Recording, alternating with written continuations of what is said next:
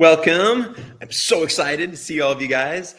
This is celebrity fashion photographer Kevin Michael Schmitz here. And today we're going to be going in depth about success in fashion photography. This is one of my favorite subjects because fashion is a major passion of mine. I'm a celebrity fashion photographer that shoots campaigns for Burberry. I shoot for Georgio, Armani, and I've been doing fashion my entire career. So I've been working with major fashion brands and fashion designers. I've also had the opportunity to shoot lookbooks over the year for tons of brands. And also I've been published in over 250 magazine editorials. So today I want to go in depth about how I can help you guys achieve success as a fashion photographer. And I know things have changed quite a bit over the years, especially now with the advent of AI. And I'm telling you that still to this day, fashion can be a very lucrative and successful career for you as a photographer. But it does take some steps to get there. Now, one of the things to remember is that this is not for the faint of heart. Being a successful fashion photographer, you are going to have to hustle. You are going to have to actually put in a tremendous amount of effort and work. But I'm going to kind of go over my pathway of how I got there. And then I'm going to go in depth about some of the secret strategies that I feel can really add a success as a successful fashion photographer going into 2025. So, essentially, I started off as somebody from a rural little village in rural West Michigan of less than 2,000 people. I didn't know anyone. I didn't have any connections. I didn't have any money. I grew up with a family of like a lower middle class community. I didn't have much to start with. And I had to essentially start from the very bottom. And going from rural West Michigan to being able to shoot campaigns for Burberry, there was quite an arc there to be able to get to that level. So I'm gonna give you guys some of the ideas and some of the concepts and the strategies that I was able to incorporate to get there. Now, first and foremost, one of the best things about today as being a photographer, whether you're shooting fashion or shooting commercial advertising or even in any other mode, even as a consumer photographer shooting portraits, the cool thing about this day and age is that you don't necessarily have to live in a major market. Now, back when I started, I kind of did. It was pretty important to live in either LA or New York, which is kind of top tier markets. After that, it would be essentially like Miami, Chicago, and down from there. But at the time, I also realized that it's all about branding. Now, I did my bachelor's and my MFA to be a professor of photography, and I quickly realized that, investing $150,000 in my education and getting out with just basically a mediocre student portfolio wasn't really going to be the best bet to be a world-class fashion photographer. So what I realized very early on is, okay, I need to start producing some really high-level shoots. I need to attract the right audience, and I need to create content that is absolutely spectacular and stuff that is going to be iconic. It's going to stand the test of time, and content that is going to be something where clients are going to fall in love with. Content where when you show them to a client, the clients are going to be like, oh my gosh, all right, you are what I would consider an iconic photographer or director. So in doing so, I started creating some content early on in my career where I started shooting for magazines. And if you guys haven't shot for many magazines yet, don't feel too intimidated because magazines, they don't really pay much. And at the time when I started, I think like, most magazine budgets were anywhere from like $500 to $2,500, maybe, give or take a little bit, but you don't really make anything on these. And oftentimes you're spending every last dollar on that, producing that magazine editorial. And on top of that, after the fact, oftentimes a lot of photographers end up losing money on their shoots, right? So for me, I realized this early on, and instead of trying to like make a margin and try to make money off of being an editorial photographer, I realized that it needed to be something more along the lines of being able to just create a really, really strong brand. A brand in which essentially you're going to draw people in, and the people that you want to work for are going to fall in love with who you are and what you do. Now, this is some content. This is actually some content that I did years ago and this was actually in collaboration with Flaunt Magazine, which is one of the top fashion magazines in America. It's probably the biggest one on the West Coast. And this magazine, we actually did a feature in collaboration with the photography workshop series, the epic workshops that we direct. We actually got a whole series of our photographers published in Flaunt Magazine. So that was huge, huge feather in the cap and great publicity for them. And also we actually shot this beautiful fashion film. We shot with an Alexa camera, which is a big like $100,000 motion picture camera. And we created this beautiful sequence that ended up being absolutely iconic and creating content that was just over the top and spectacular, because what we're looking for is we're looking for stuff that is going to attract clients. We're looking for content that is going to make the clients be like, oh my gosh, like drop the mic. That's who I want to work with. I want to work with, they want to work with photographers and directors that are relevant, that are hot, that are shooting great content, working with top talent, and also shooting with major editorials, major brands and stuff like that. And that's really important. So when you get to see level content at that level, that's what these clients are looking for. They're looking for stuff that is going to be just unbelievable, stuff that is going to, knock them out of the park. So if you're not currently shooting with like a Vogue fashion stylist and you're not incorporating that into all your fashion shoots, if you're a fashion photographer, then okay, no worries. Let's start. Now, obviously that's not easy to do because Vogue fashion stylists, they're not hanging around places like rural West Michigan, where I'm from, I can tell you that much. So oftentimes it's a challenge to meet them. This is actually some of the content that we just shot at one of our epic New York workshops, where we shot on location at a $40 million mansion estate in Greenwich. We shot with these supermodels from Vogue, Vanity Fair, Harper's Bazaar. We had apparel from like Louis Vuitton. We had Dolce & Gabbana. We had the stylist that was actually pulling for Vogue that week. And she pulled this unbelievable story together for us to create this amazing content. And by the way, all this video content that I'm showing you, this was actually all shot on location at our epic photographic workshops. This is something in which a lot of photographers, if they didn't want to take the hard road like me and they wanted to catapult themselves and take the shortcut of going right to the top, this is a cool way of doing it. This is a way in which we can literally like catapult to the top in a very, very quick way, which I absolutely love. Okay. And this is something that, when photographers shoot content like this and they put it up on their website, it's just like, oh my gosh, like now they have a brand. Because that's what you're going for as a fashion photographer or a commercial photographer. You are going for a brand. You need to be a brand yourself, right? And what that entails is, early on in my career, and I'm going to kind of get back to that, when I was trying to create a brand for myself of Kevin Michael Schmitz and what that brand means, it's not just my photography. It's who's in my photography, right? And that's really important because a lot of people think, okay, if I'm just a great photographer and I'm shooting, beautiful photography, that's going to be enough. But no, it's not. It's about who's in it.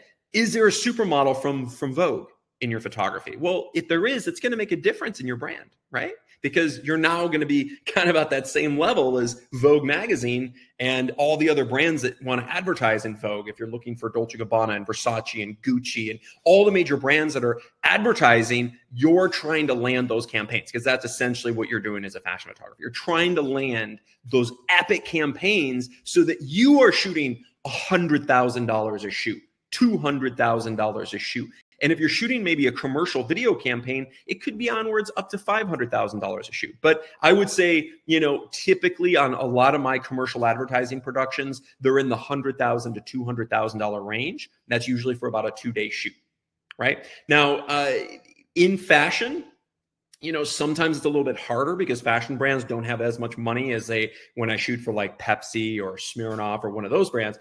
But the high-end fashion brands do. They do have budgets, as well as some of the emerging brands that are trying to make a massive splash with a large media buy. And that's a great opportunity as well. So early on in my career, I was this, punk kid. I was, in my early 20s. I came out of, did my bachelor's, my MFA to be a professor of photography. And I was like, you know what?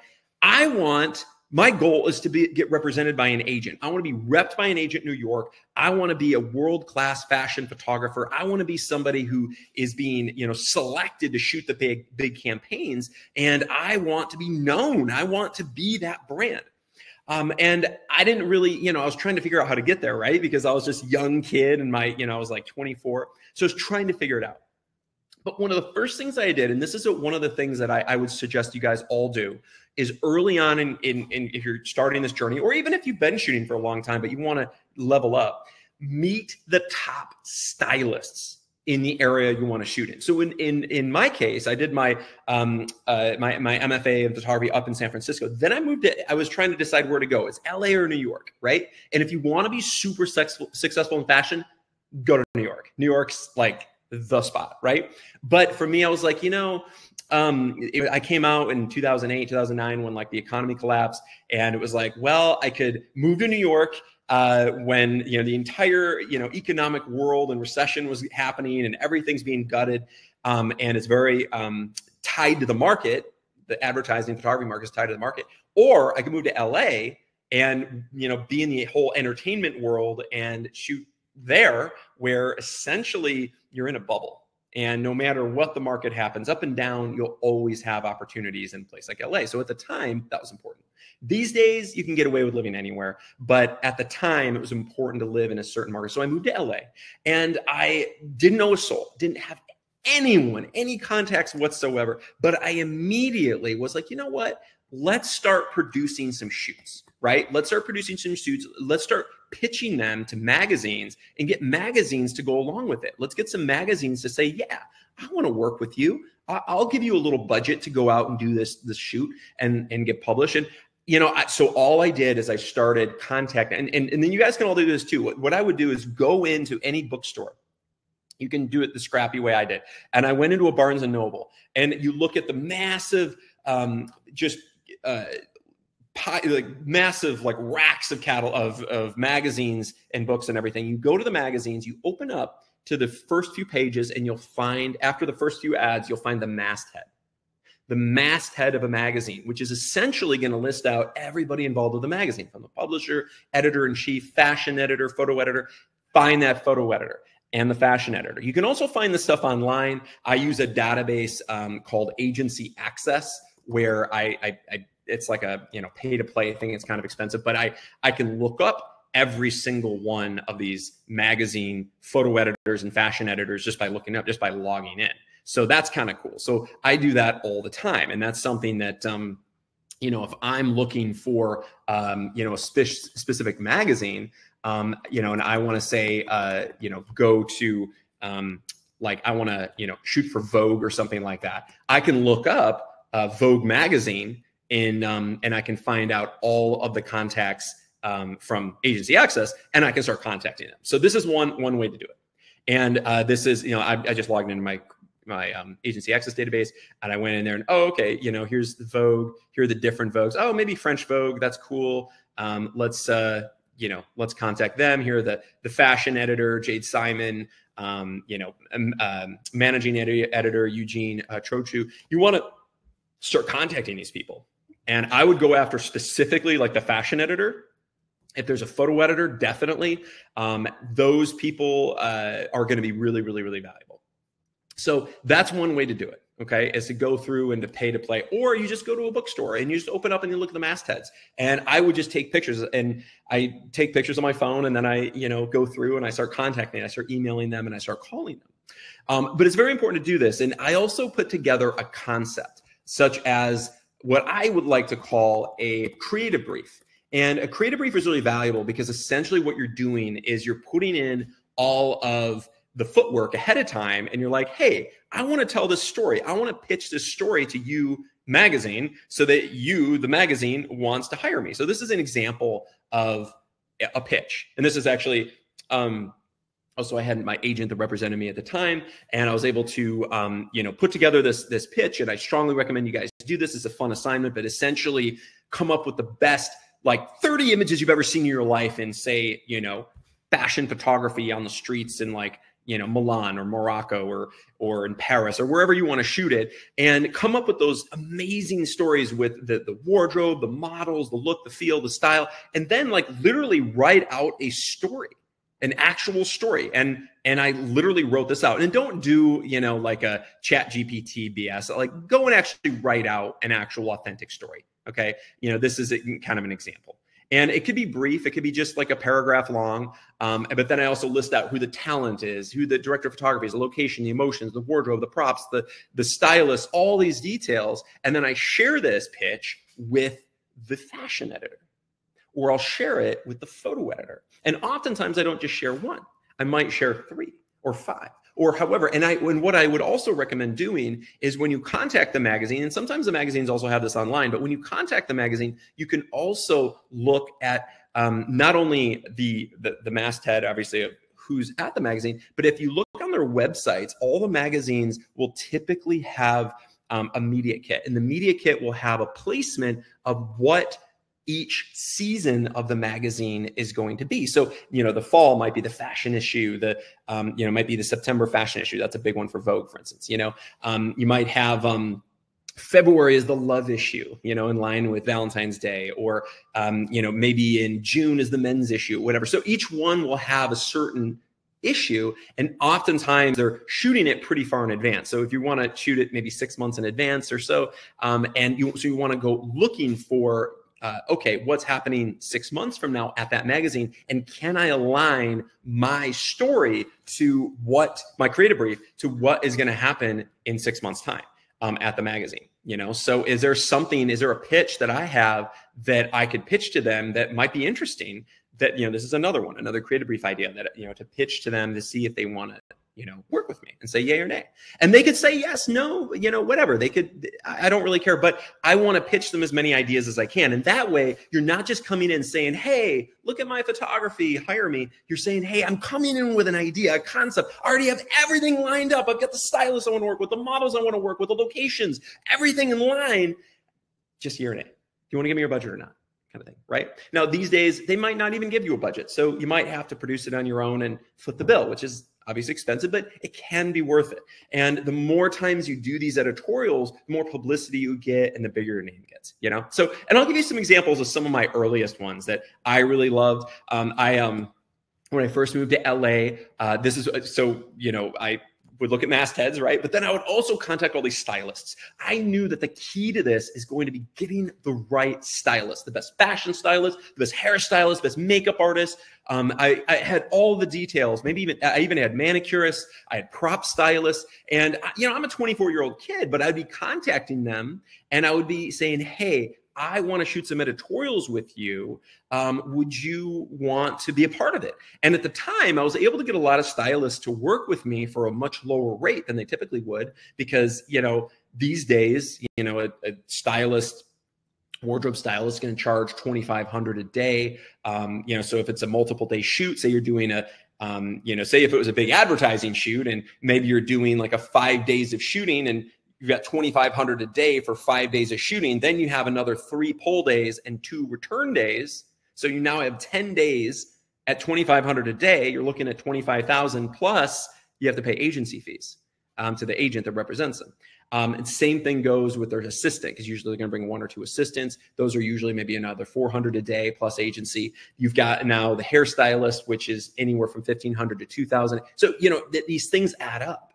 Very, very expensive. But if you do it for editorial, oftentimes you can get them to do it for less, which is advantageous.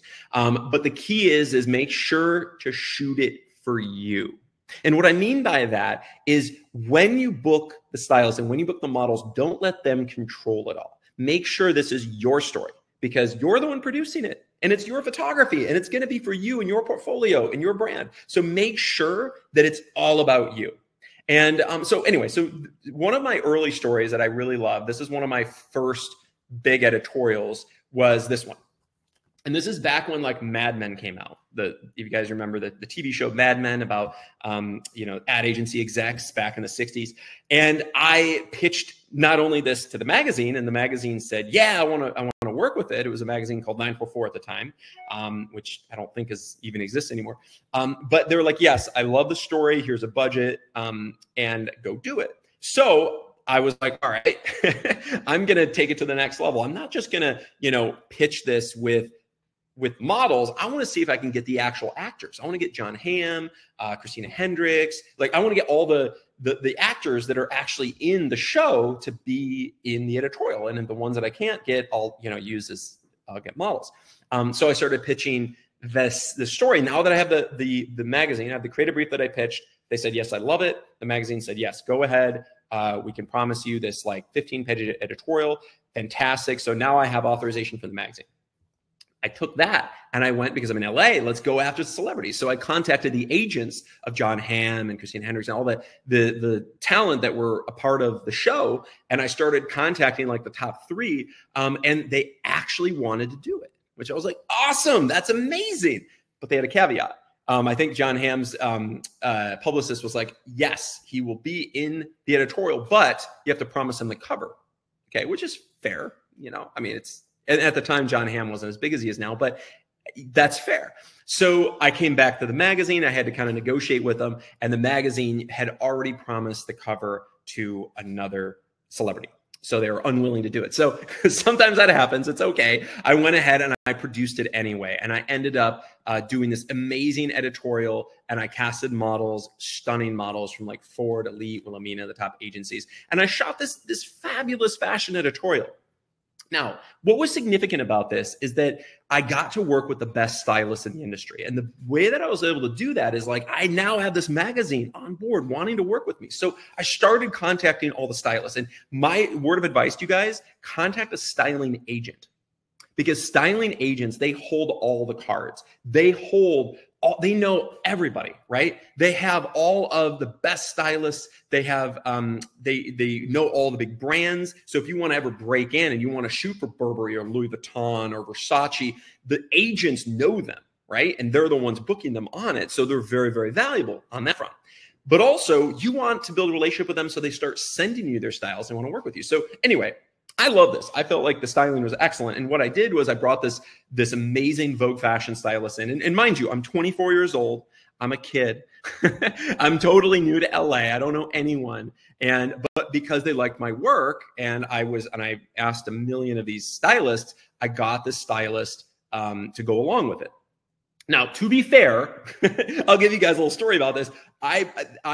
This was probably one of the most uncomfortable and worst shoots to be on that I've ever been on, even though the shoot ended up amazing. But the stylist was insane. He was a psycho, and he was having fits on set and losing his mind and super dramatic and very difficult to work with and yelling at my makeup artist and all this. So there's a lot of drama happening. And it was it was in the midsummer in LA. So it was indoors with no air conditioning. So it was 100 degrees inside. So it was uncomfortable, but the images ended up being amazing and the story ended up amazing. Right. And I love this because the story that we're telling here was really, really strong. And we were able to kind of go to the next level. And if you actually look at the details of the shoot, you'll actually see sketches. So not only did I cast the models to look like all the characters, but I even had a sketch artist sketch out the same ad campaigns that were in Mad Men, like Lucky Strike and the other brands that they worked on. And I sketched it out. And then I also sketched out scenes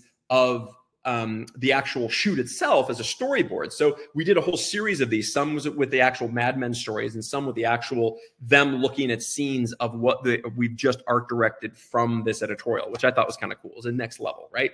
And, and obviously this is in the days before all the AI stuff. So this is all done as set styled, really detailed. And you as a photographer have to get involved in this because listen, I didn't have a prop stylist or set stylist. I had to do all this myself, but making sure every detail from the flower arrangement to the book, to the typewriter, to the, to the alcohol on the table, to the right glasses, to the actual sketches, to the cigar, to the woman with the pad and the paper, or the pen and the paper, all of these little details, they add up to a really dynamic story. And when I'm telling this story, it all came alive. And this ended up being an epic, like 15-page editorial. Now, the stylist that I dealt with, he did an amazing job, but he was so terrible to work with that I have to admit, I never worked with him again. I went to other stylists after that. But I also, the rest of my team was amazing. The models were absolutely incredible. And because the editorial became such a big deal, the modeling agencies fell in love with my work. And they were like, oh my God, I love your work. I love this editorial. Then they sent me all their best people, more and more best, amazing people. And it kind of snowballs from there. Now you have more gravitas. You also have this editorial in your belt that you can showcase to big ad brands and fashion brands. Then on top of that, the other critical component are the stylists. So in addition to the wardrobe stylist, the makeup artist, and the hairstylist, I believe on this one, this woman Utsume, who's this literally one of the best makeup artists in the world, still to this day. She was the America's Next Top Model's makeup artist. She was absolutely incredible. She did all the makeup. I had this Norma Black on hair, who was an absolute incredible celebrity stylist. But I had these amazing stylists. And from that moment forward, they were always on my team. And this is what you guys need to build. You need to build that, body of work, but also all the crew. The people are very, very, very important. To find the right people and have your team. This is actually one of the reasons the photography workshop series has been so successful, because, being able to produce this and find your team like this is hard. They're very expensive. They're very, very hard to get. But when you get to walk on set and you get to shoot with, unbelievable supermodels, and you're able to create content that you never even thought was possible, and you're able to create these scenes that are completely ridiculous and over the top, ones that say we produced with the photography workshop series, like, at the New York workshop, for instance, scene like this, where, it's absolutely stunning. We're shooting at this $40 million mansion, and unbelievable Vogue stylist and incredible top models from Versace. It makes a big difference, because going forward, this is going to become the cornerstone to your brand. This is what's going to take you to the next level as a photographer, because you now have something. You now have this strong, powerful brand and body of work that will catapult you going forward. And that's what it's all about. That's going to be this cornerstone of success as a fashion photographer. So all these little secret strategies, they do add up. They do become important and interesting. Now, what's funny about this too is that, like, during this time, I wanted to get an agent, right? And I mentioned this story to a few of you guys that have attended the Photography University, but I did want to talk about it to this huge audience. But essentially, I wanted to be repped by an agent, and not just any agent. I didn't want to be repped by a third-tier agent. I wanted to be repped by an agent in New York, okay? I'm 24. I'm a kid, but I wanted representation. I wanted to be, at the top. And listen, if you want to be at the top of the fashion industry, getting representation makes a massive difference, because essentially, photographic agents represent the top 1/100,000th of 1% of photographers. So think about that. Just the how difficult it is to become represented, and those people at the top are the ones booking the biggest campaigns. I mean, it is seriously, they're the ones booking the Versace, Gucci, Louis Vuitton, Dolce & Gabbana. Not to say that you can't book those without an agent, but it does make a big difference to be able to get them on your side, because they have the connections, they have the relationships. And those people with those connections and relationships will open the doors for you going forward. So I knew that was important. I knew that I needed to build this body of work and this that's going to attract an agent. And I want to now attract an agent, right? So I started contacting agents. Now, this is interesting, because if you want to be a fashion photographer, having an agent's helpful. But here's a strategy for all of you guys. To obtain an agent, there's a few things you got to remember. First of all, there are very few of them, right? It's more difficult to be represented by a photographic agent than it is to become an NFL player, a professional football player. It's literally harder, statistically harder to become an agency represented photographer than it is to be an NFL player. And that's like legit. So the reason is because there's so few of them, and of the agents that are out there, they only represent usually anywhere from like 2 to like 12 photographers. And there's very, very, very few of these agents out there. Now, one of the databases where you can find them, there's something called theagentlist.com, which is totally free. And I do recommend using it. This can be used to find stylists as well, but generally for photography agents, this is very, very valuable. And this is one in which you can look up agents by city, by country, and you can see the different top agents and who they represent, right? So I looked these up. I started contacting all the agents, and I would literally, like, every week I would contact agents. I'd probably contact like at least 50 of them a week until I would get a hold of them. And I would, and let me tell you the strategy that I used that didn't work first.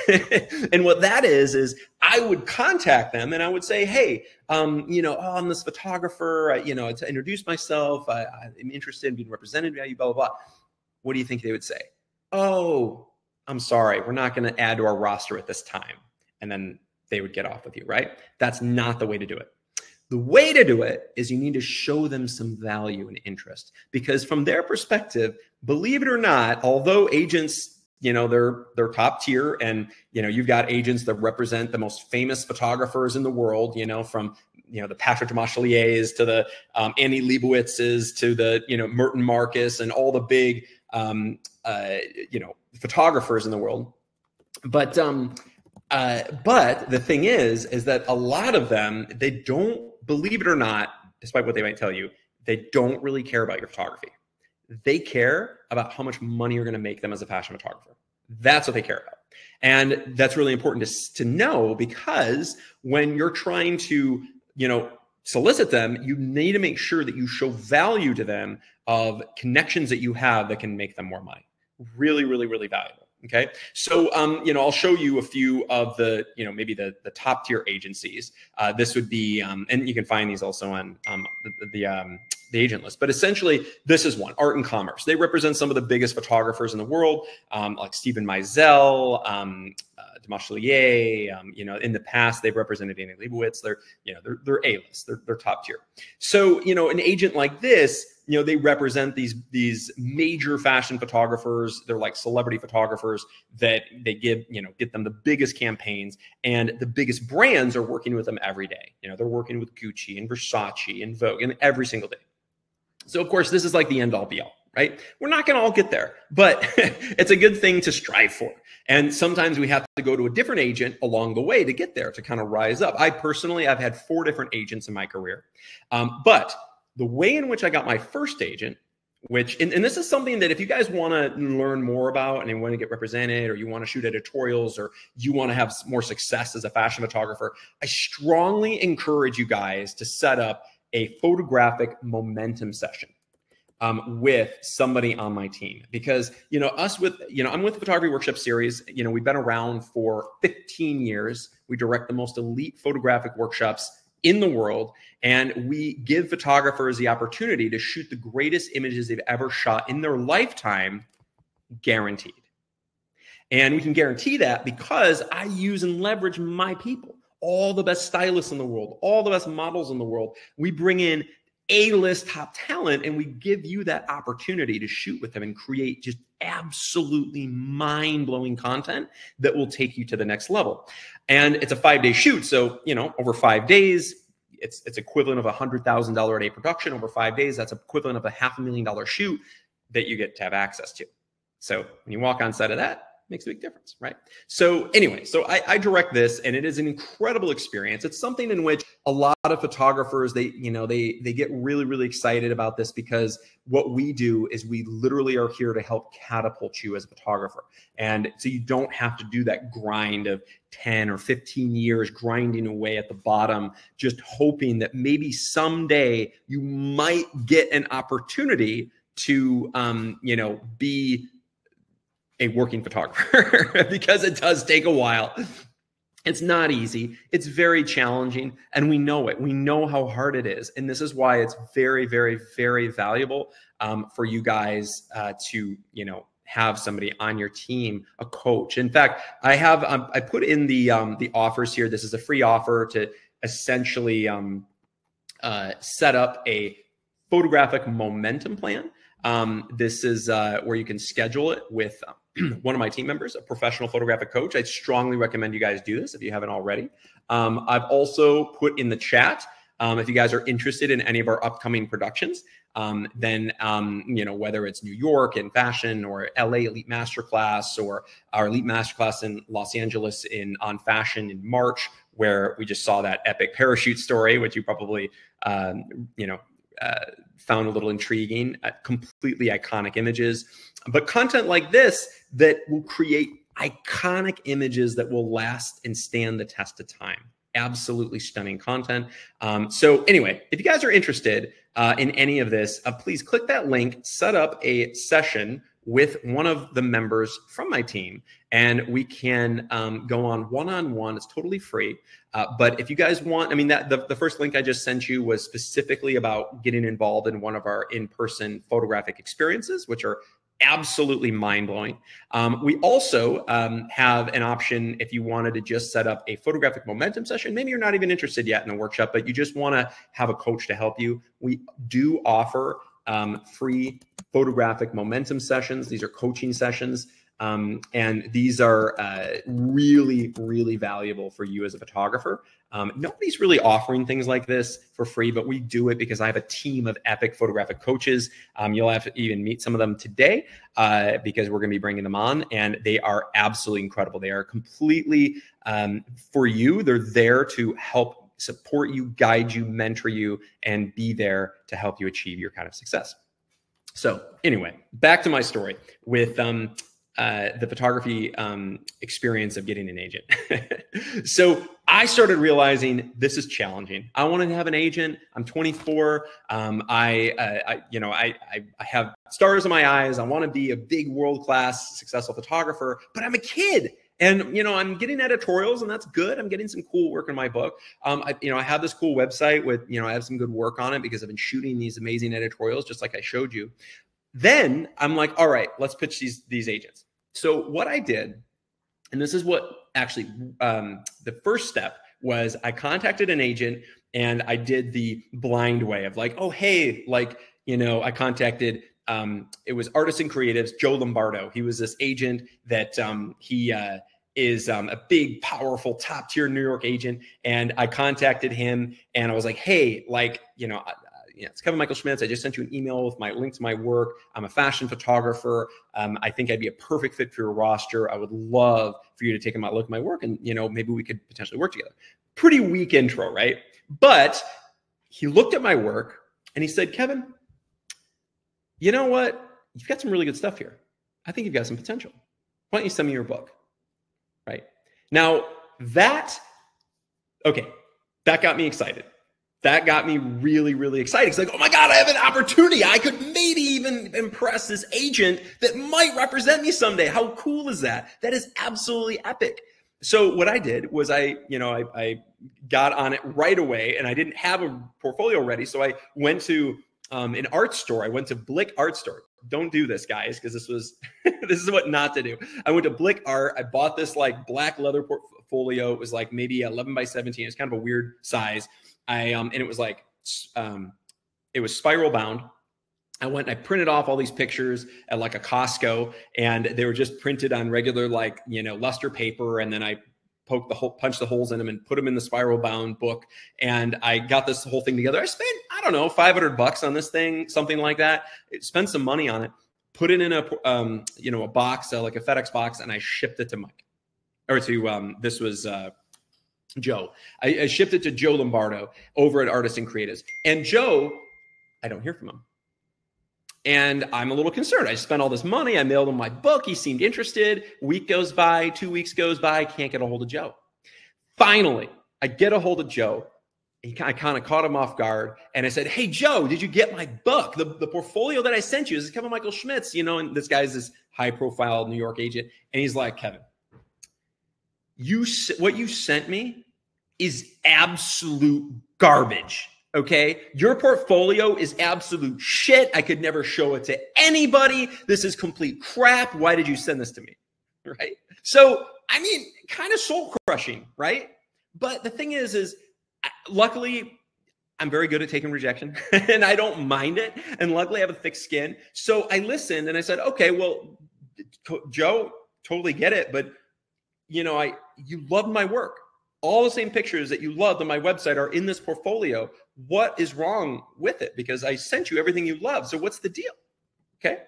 And he said, oh, well, yeah, your work, the website pictures are cool, but I could never sell this. This portfolio is crap. It's not a screw post bound portfolio. This is a spiral bound portfolio.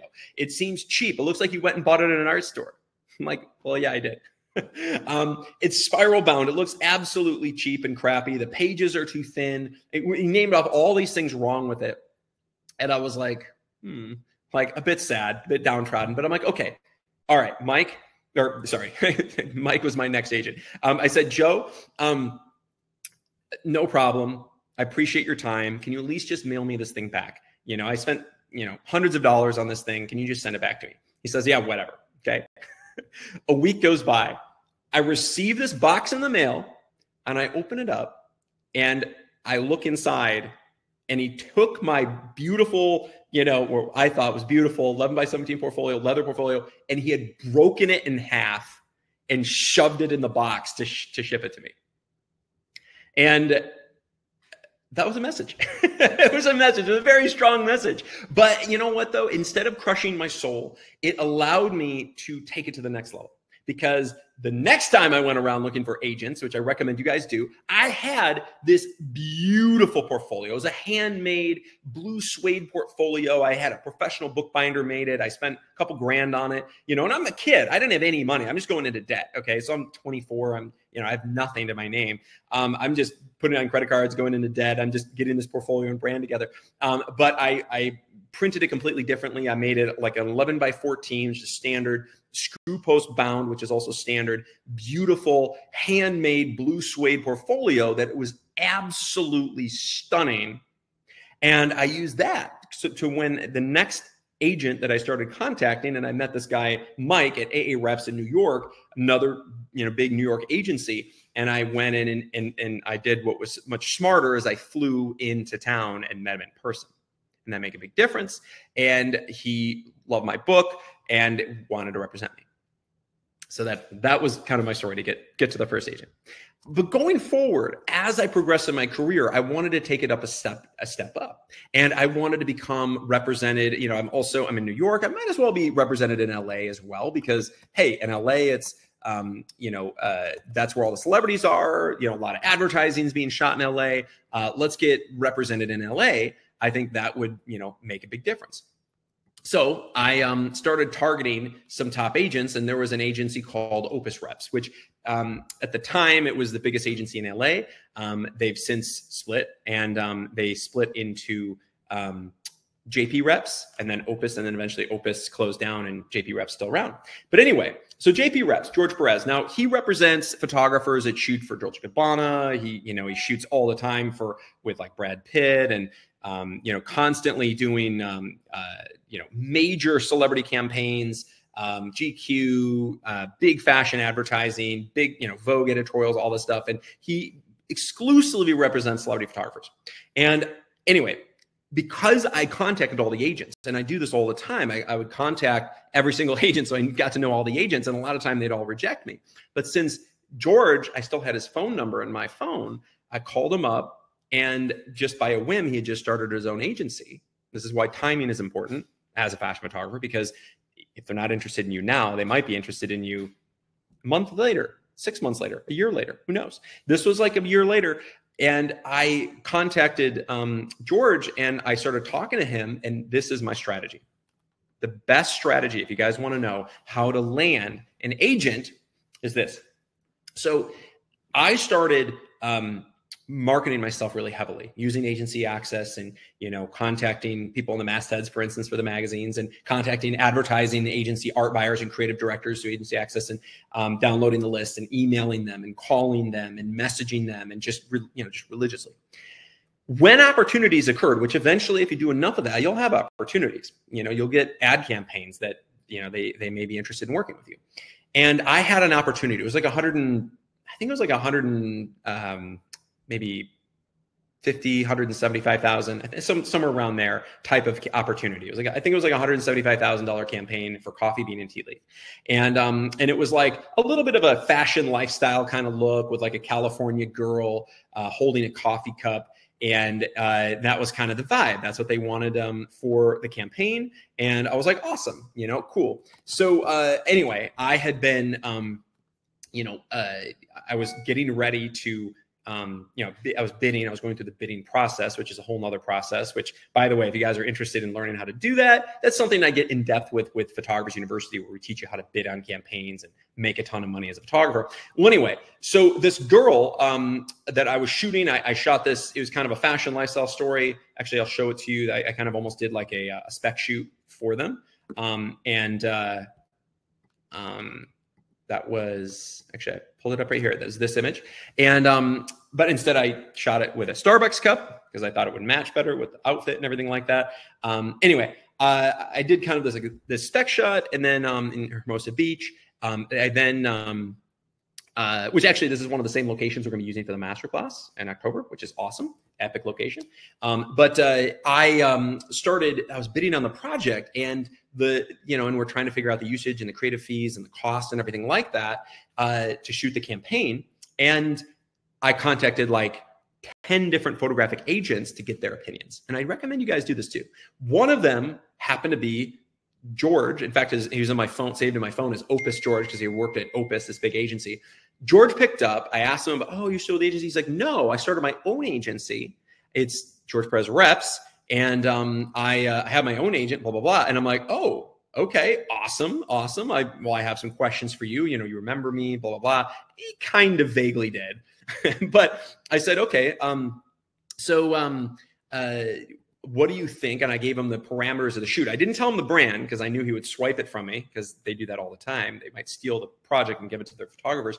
But I said, I've got this campaign. It's made for a major coffee brand. It's going to be like a fashion lifestyle story, California girl, on the beach, drinking this coffee bean and tea. I didn't say that the brand, but drinking coffee and having this whole experience. What do you think? It's going to be a 3-day shoot. These are the parameters. This is the usage in the media. What do you think should be the usage cost? How much should I charge? Very important question. And he immediately came back to me with a number. He's like, well, based on what you said, it's, usage should be like 70,000, and, your creative fee should be like another, I don't know, 40,000, whatever it was. He gave me these numbers, and I was like, awesome. Thank you so much. And he's like, you know what though, Kevin, how about this? How about I represent you on this one-off job? And if it goes really well, maybe we could consider working together. And I said, absolutely. That sounds like a plan, George. Let's do it. So I met up with him in person. I showed him my book. We talked about it. And then I started meeting with the client with him. And in the end, I ended up actually, funny enough, because the industry is very literal. I'm showing them something that's in line with coffee, which, by the way, is very, very important. You always want to show them something that's in line with what they're doing. But in this case, because I was showing a girl with a Starbucks cup and they wanted coffee bean and tea leaf, even though it's almost the same thing, it's not the same thing, I ended up not winning the campaign. However, they ended up, even though they chose somebody else to do it, that whole process of bidding on it and meeting with the client and everything with the agent, I ended up getting represented by him. And that changed everything, because once I became represented by the agent, it gave me this whole credibility. It gave me this whole new brand, so that going forward, when I would go and I'd go to these source book events, like this was one of them over at lebook.com, which, if you guys are familiar with LeBook, but they do all these amazing LeBook connections events with all the biggest people in the industry. They're huge, huge events, and only the top tier clients are there. The big time, like if you want to shoot for Louis Vuitton and stuff like that, LeBook, the creative buyers for Louis Vuitton will be there. I mean, it's that level. So anyway, I was represented by JP Reps, and it really made a big difference in my career, because it helped launch me to an even greater echelon.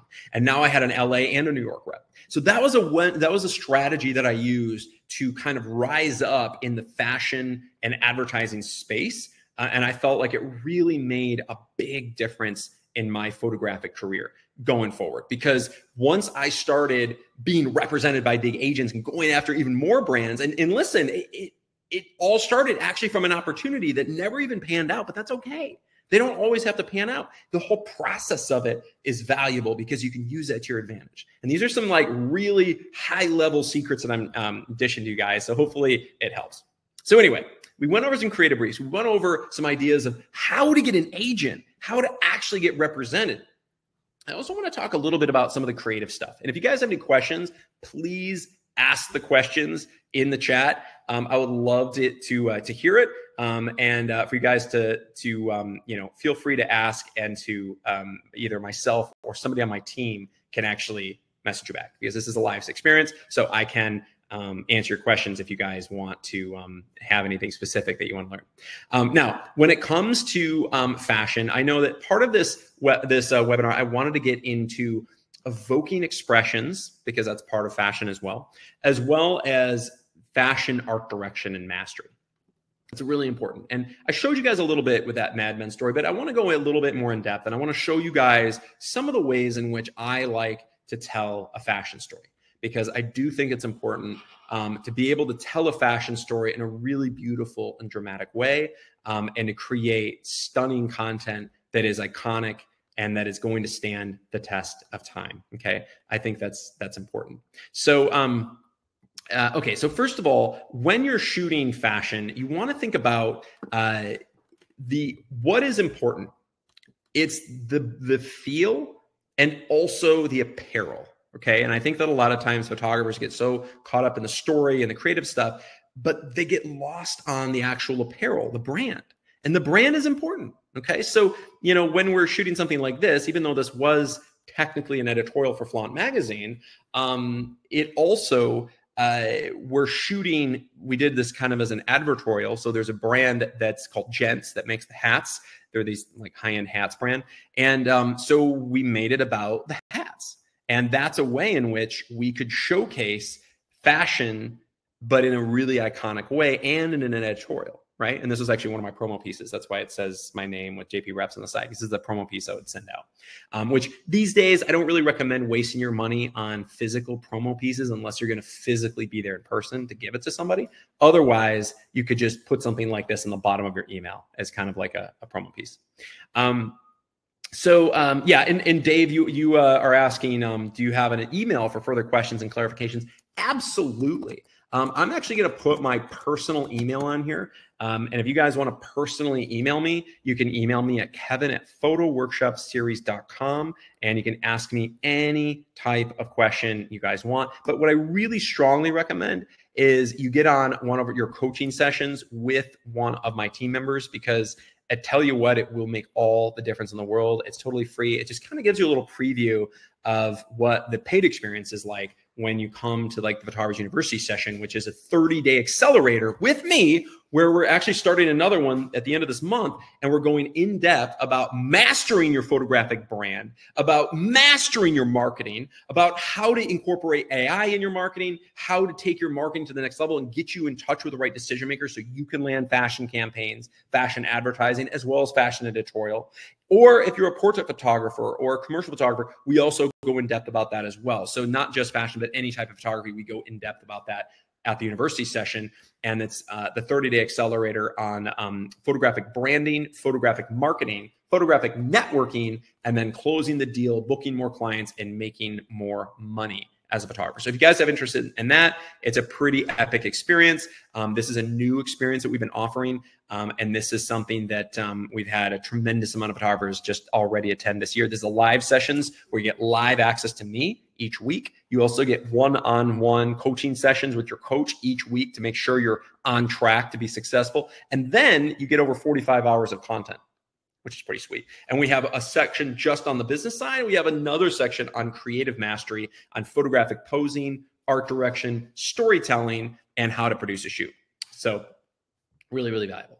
So anyway, if you guys haven't already, please go ahead and Dave, click on that link, because I know you're asking some great questions. But go ahead and click on that link and set up a session for yourself.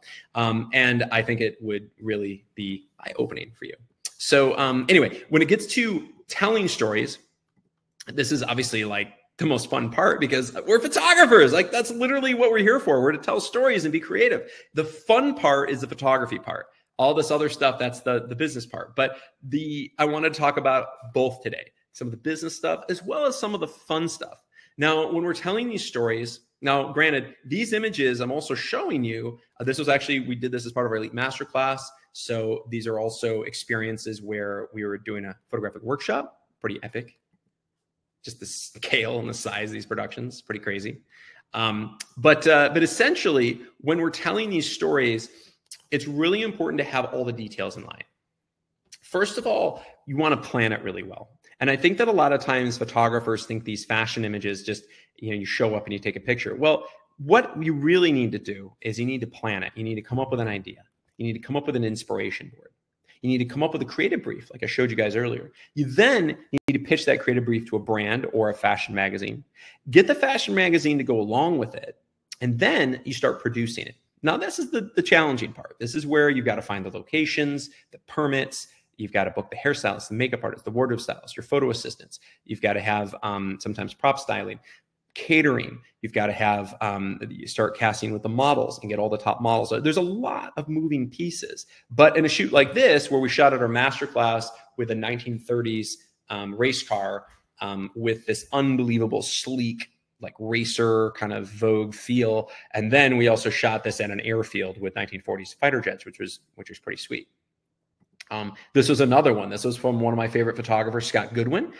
He was incredible photographer, has taken a whole series of these epic workshops. In fact, I think Scott is actually on location right now shooting an ad campaign. So he's been having a lot of success, which is great. But he's a world-class photographer, and he shot this epic content at our photographic workshop.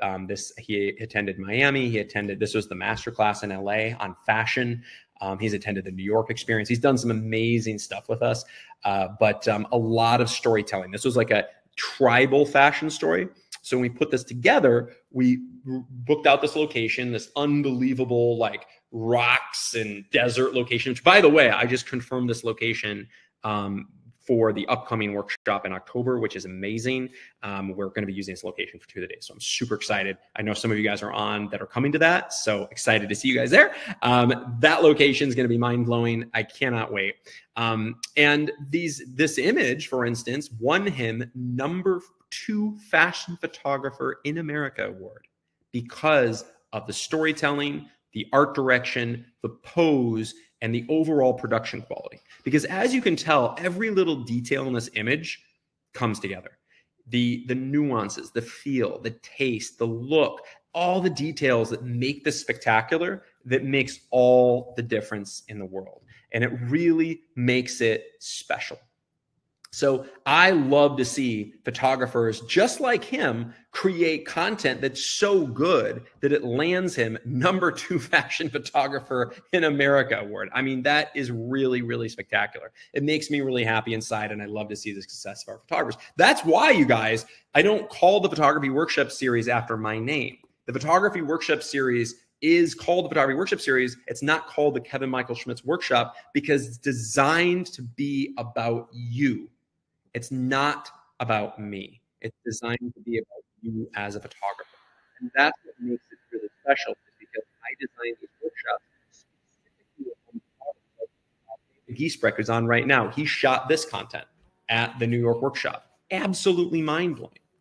And it's about David. It's about the content that he creates and how spectacular that is. And it makes me really, really proud. I love to see our photographers and the unbelievable success stories that they all have from coming to these epic experiences, where every little detail will come together to create absolute magic. So if you're trying to contact an agent, or you're trying to contact Louis Vuitton or Versace, or you're contacting any big brand, and you come to them with a portfolio like this and a video reel like this, your chances of booking it is going to be so much stronger. It's going to be so much better, and you're going to have such an easier way of achieving success as a photographer than if you did it on your own. And that's why we designed this. This is why this is such a great experience. And that's why many of you guys have attended a whole series of these webinars. I've done about 90 of these webinars, by the way, live. And if you guys haven't seen them, I encourage you guys all to watch them, because we have this like entire library of photographic webinars that's absolutely insane. And if you guys haven't seen it, seen all of them, I recommend it because we have, all kinds of different topics about all kinds of different things.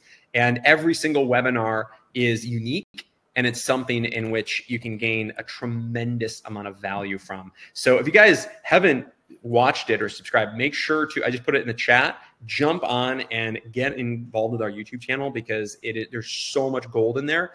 We have landscape photography, fashion photography, portraits, commercial, advertising. We go in depth about shooting for my TV travel show, Great Escapes, that airs on CBS, that I'm the director, producer, and host of. It talks about all these different facets of photography and a lot of different topics. So it's really valuable, and a lot of photographers absolutely love getting involved with that. So this is these are a few more of these images. So this image particularly is one that I love to talk about because this image, I mean, you guys have probably seen this. This is one of my favorite and most iconic images. This is an image that will stand the test of time. And what's beautiful about it is that we are creating something where this is not photoshopped or AI'd or anything. This was all shot in person, on location. And the only thing we did in post was I think we made the parachute a little bit more pure red. It was like the red was like a little bit more muted, and I made the red a little bit more, and then desaturated the whites. And that's it. Everything else was basically exactly out of camera. Epic image. And an image like this is iconic and creative because of the pose. First of all, I love this pose, the way she's, holding her head. It's nuanced. It's not overpowering. I think that's important. A lot of times models are overpowering. I see a lot of photographers kind of overpose, making sure that it's nuanced, making sure that it's elegant. The wardrobe is very elegant and clean. It matches with the background. The parachute is a really cool added element. And then you're shooting at a water studio, which is just like, it becomes ethereal and totally over the top. But images like this, I mean, this was shot at our Elite Masterclass. Images like this next one, this was actually another epic story where, of course, it becomes more about the piece. This is like a very creative fashion haute couture piece. And, right now it's New York Fashion Week right now, so we can talk about this. But this is something that, you'd see on like a haute couture runway show, but stunning piece that I had from this amazing designer out of LA, actually. And we put it on this Vogue supermodel, Valena, and we created this unbelievable piece. This was also shot at a photographic workshop by another one of our amazing attendees. This one as well. This one was also shot on location at our masterclass, actually at the water studio. So another one where I wouldn't say that it's overposed, but I would say that it's a natural pose because she's like doing the step and run, so it looks authentic and real because it is. That's another really beautiful one. You'll notice that there's a lot of action in these scenes, and I feel like over the years I've gone to more of an action type of scene with fashion. That way they're a little bit less stagnant. And a way to do this is just to really coach your models into movements and little nuances of movements. Even like this one where she's literally standing on a swing, looking off into the distance. This was shot at one of our workshops where we had this giant scaffolding that I literally had constructed for this workshop out on a cracked earth desert to create this unbelievable scene. Or this one at the New York workshop in front of this castle designed to be identical to King Henry VIII's palace from the 1500s. Or shooting with animals and horses. Or this one on a rooftop where, again, movement and they're doing the step. I absolutely love it because the creative vibe of this is stunning. And it's something in which it elongates their leg. And this is something in fashion is really important to basically showcase the wardrobe, but also like elongate the models. And this is why fashion models tend to be, 5'10", 5'11", is because they want to be, you want them to be towering. You want them to be, powerful. So this is something, if you want to create really, really strong fashion iconic images, make sure that you're going to shoot them. I like to shoot at a kind of middle level. Like I'm not shooting down at them. I'm kind of middle and then slightly lower so that I make the women look even more powerful.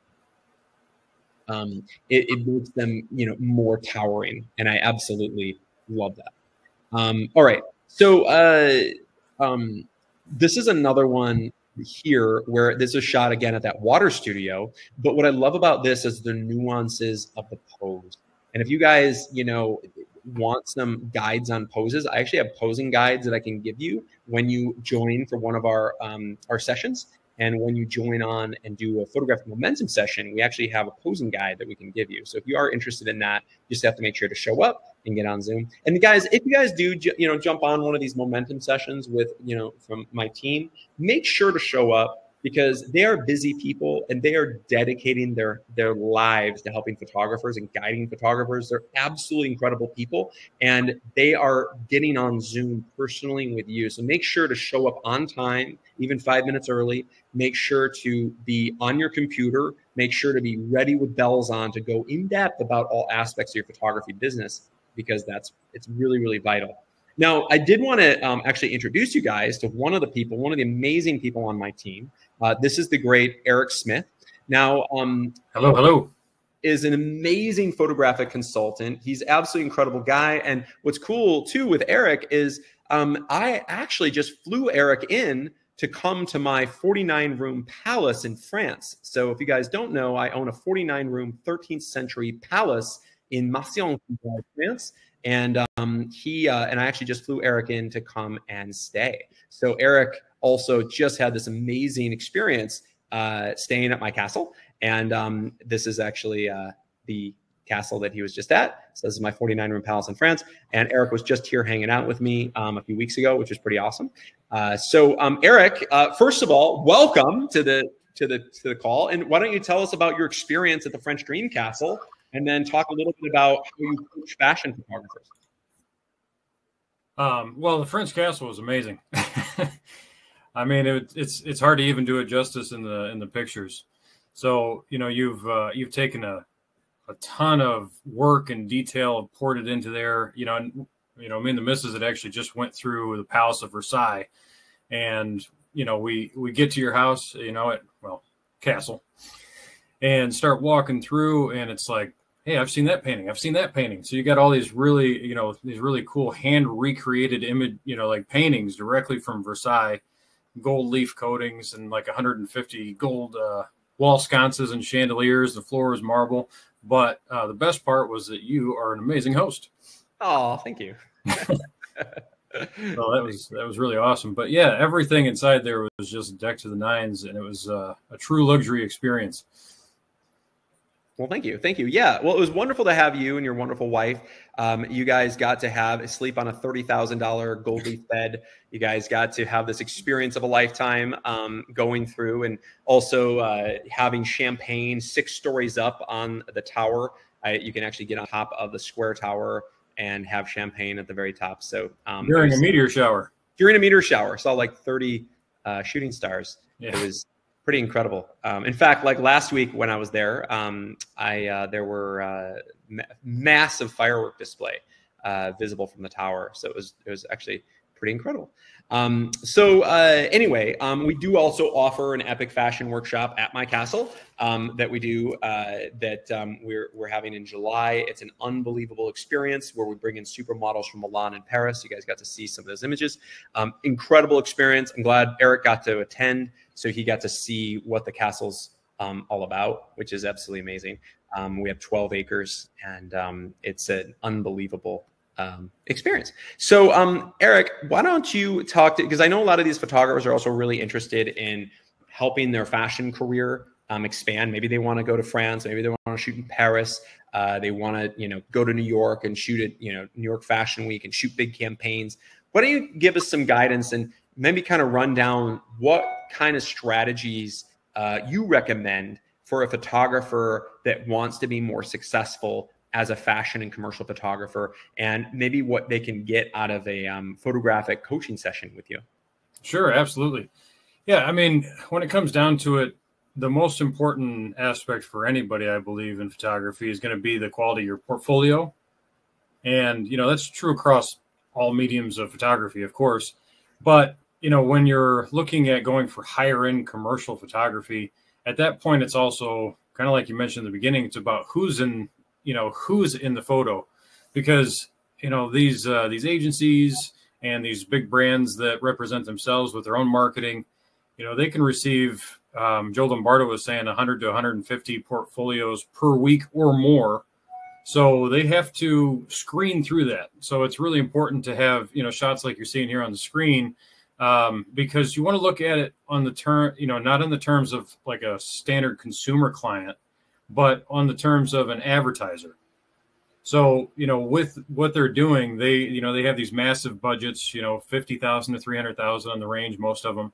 And they want to know that they're able to give that to somebody and trust that they can work with it.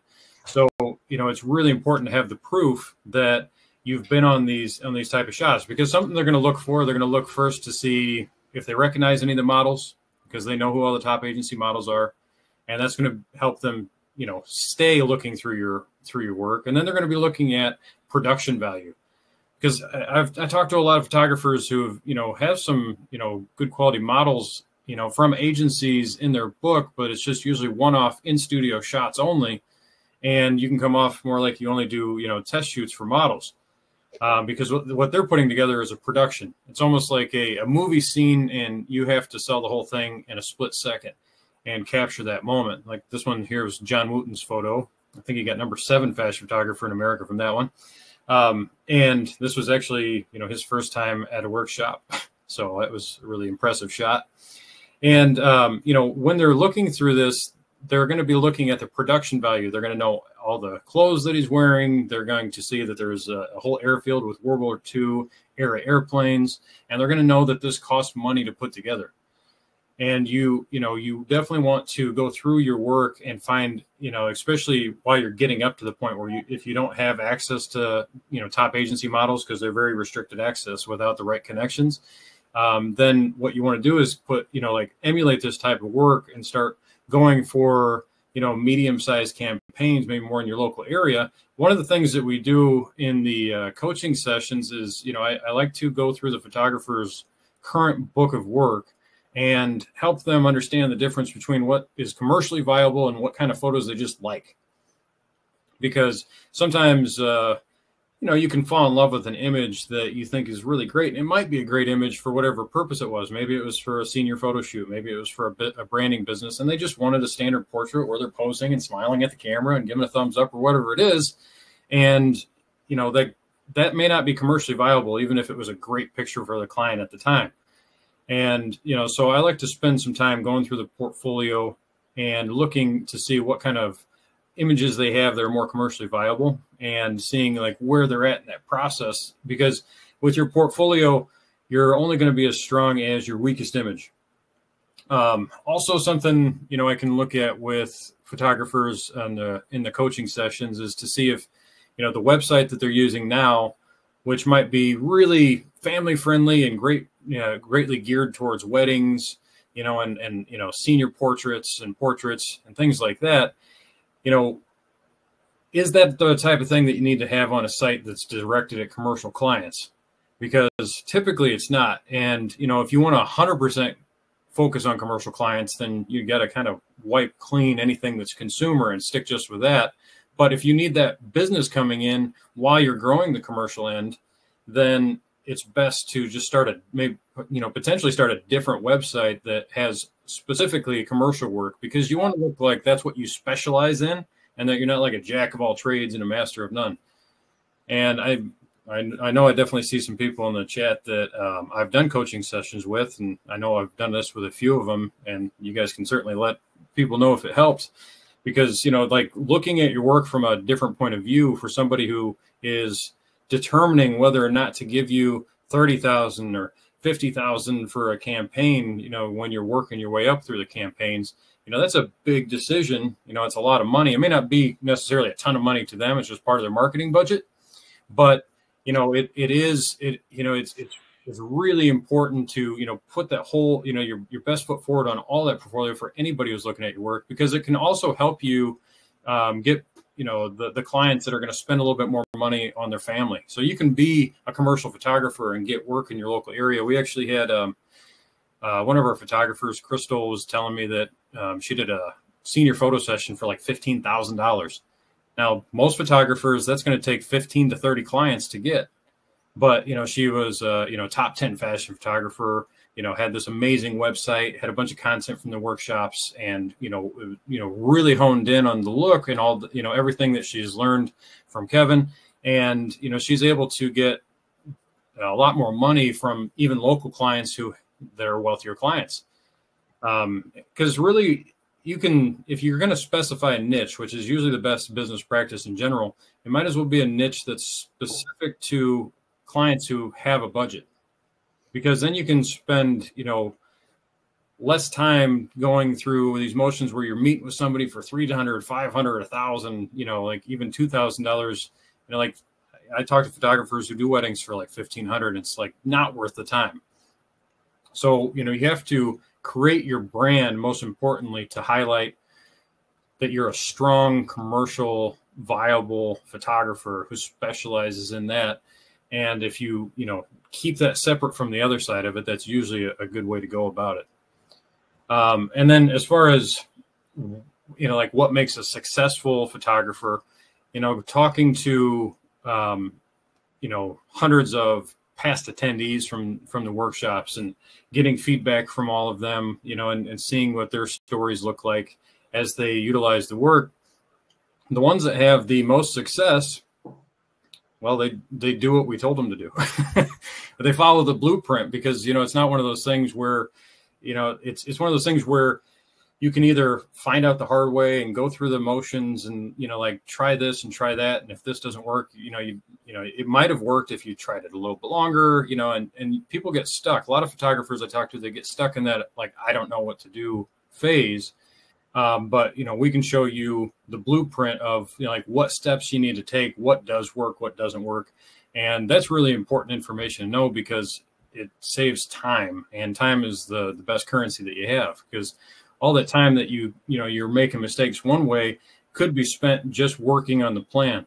And, the plan to get to the next level as a photographer, it does take tenacity.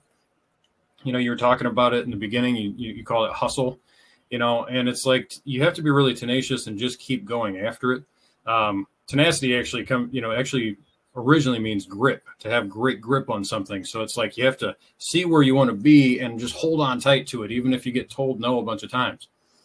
And, that's probably one of the biggest fears that I get from photographers when they're first looking at doing this is, the reason that they haven't maybe tried is because they're really afraid of all the rejection that's out there. And that's the time that you need to separate yourself, the person, from yourself, the photographer, because your photographer, you as a photographer is the business, it's the product, it is the brand. And they're not saying no to you, they're saying no to your brand. And kind of like the story that you gave us earlier where you accidentally used it, like you instead used a Starbucks cup and that was enough for them to say no, like they're that literal. And it can be something really odd like that you couldn't even have seen coming that, that makes them say no. And no is just one of those things that you can get used to. Handling rejection is like a muscle. If you work that muscle out, you're going to be sore at first, but then you're going to be stronger. And that's one of those things to keep in mind is that, it takes reaching out through email, reaching out through LinkedIn, tagging people in Instagram posts with, amazing pictures of your work, following up, even if they tell you, if they're telling you no on something and telling you no, it's like, you can't really be offended by that because it's a numbers game. And, one way to think of it is like, I don't know if anybody ever has tried to sell anything on Facebook, but like I sold a truck on Facebook. It was like a F-350. And, there's probably 10,000 people that looked at that truck and said no, but I just needed one person. And then I found that one person. I didn't need 10,000 people. And that's the difference between, commercial photography and consumer photography. You need 30 seniors in order to make that 15,000 because that's the tier that you're going after. So like no is no is something you expect to hear less because, you're priced accordingly for the consumer market. When you're talking about commercial, you get a lot more no's because the yes is so big. And that's the main thing to keep in mind. It's like it's multiple no's because the yeses are really big in this. So you can't let that phase you. And I'd say that that's the most important part of the formula because you've obviously figured out the blueprint. You've been highly successful. You helped a lot of other photographers be successful. And, that's due to a blueprint that we know works. The only essence that's needed with that is just somebody to hustle and make it happen, make the reach outs, put that portfolio out in front of people, and not to give up and just keep striving forward.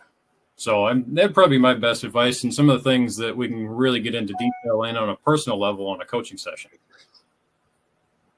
I love it. I love it. Well, you gave some really, really great guidance here, Eric. I'm impressed. And you have helped so many of these amazing photographers with success. And it's really cool to see them succeed and to be able to achieve more and land opportunities and land campaigns after they do a coaching session with you and after they shoot this amazing content. So it's something to be super proud of. And it's actually, the reason that I got into this in the first place is I felt like there was a huge discrepancy in the photographic education space where, I did my degree, I did my bachelor's, my MFA to be a professor of photography. And I realized very quickly that most people that do that end up not being full-time successful photographers. They have to choose something else because they don't prepare you for it.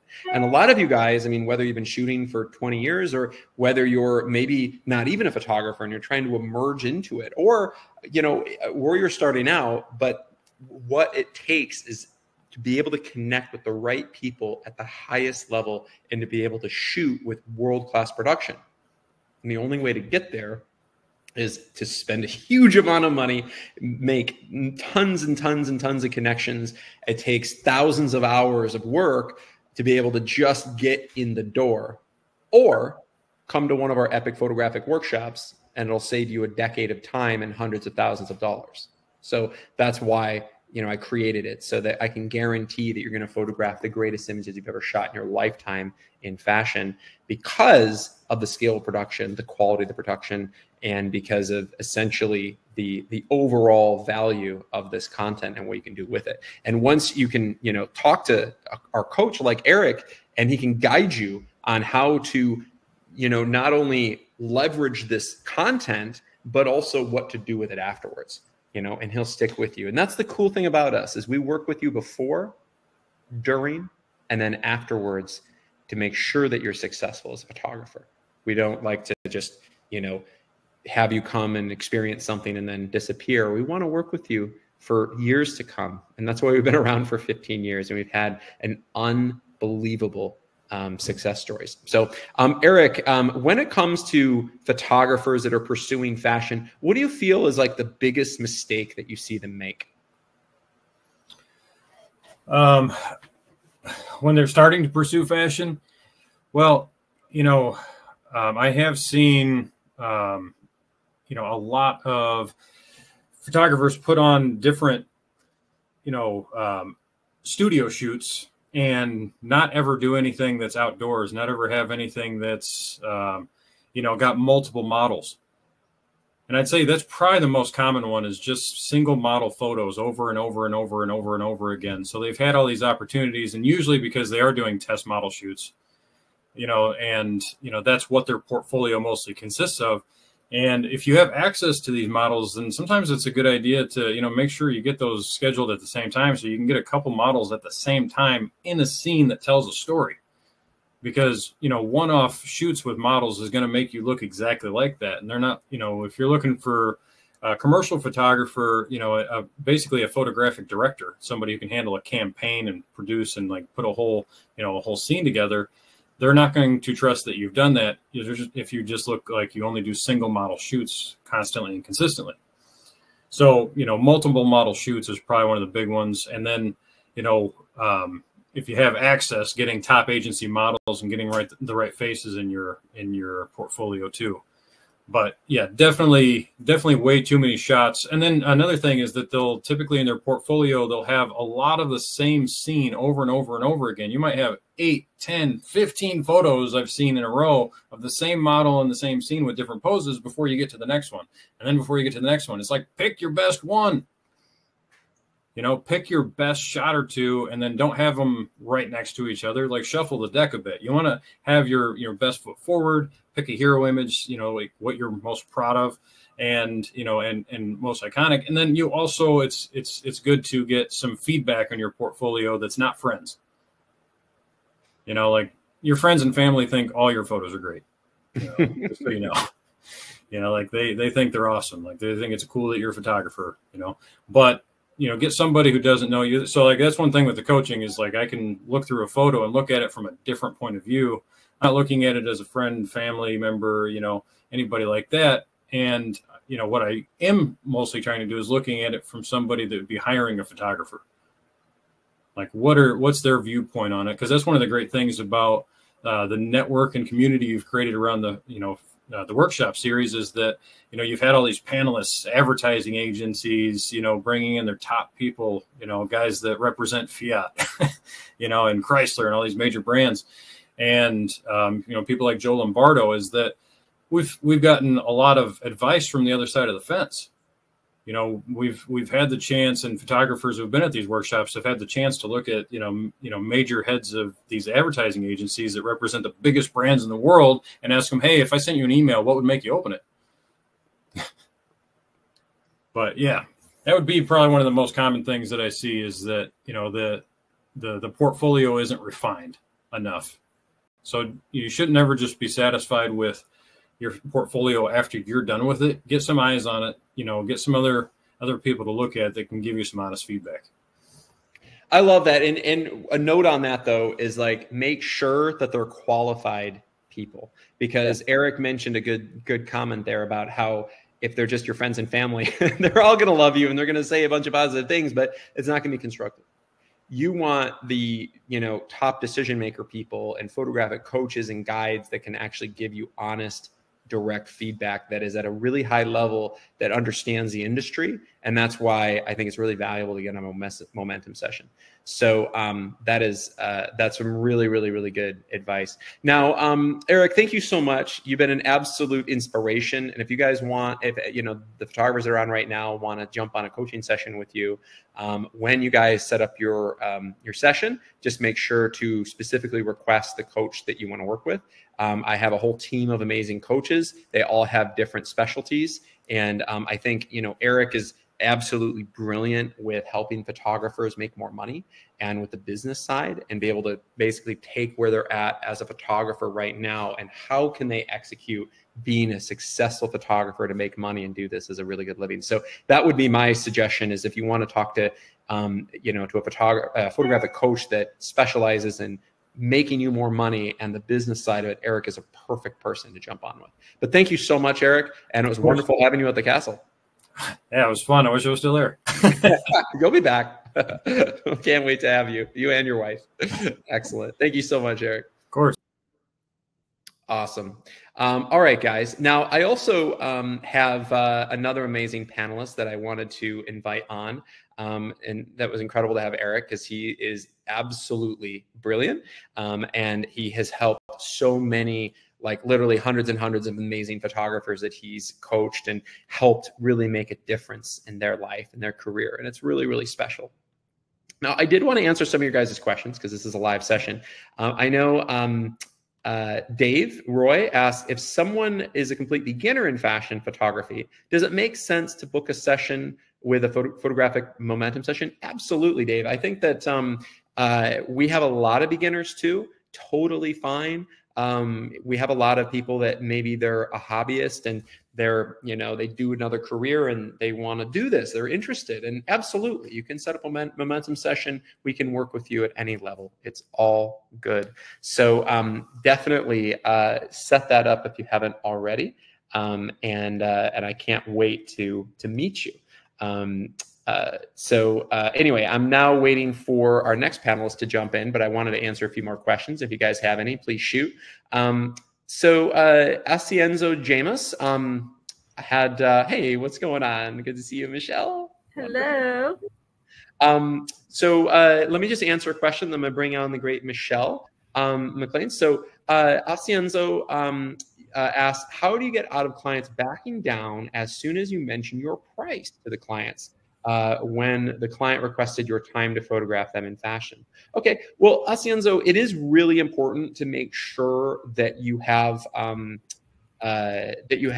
right client, that you have clients that are willing to invest in you and that they're willing to, to see the value in your photography. So there's a lot of clients, for instance, that if I mention my, price and cost to them, that it's not a right fit, and that's okay.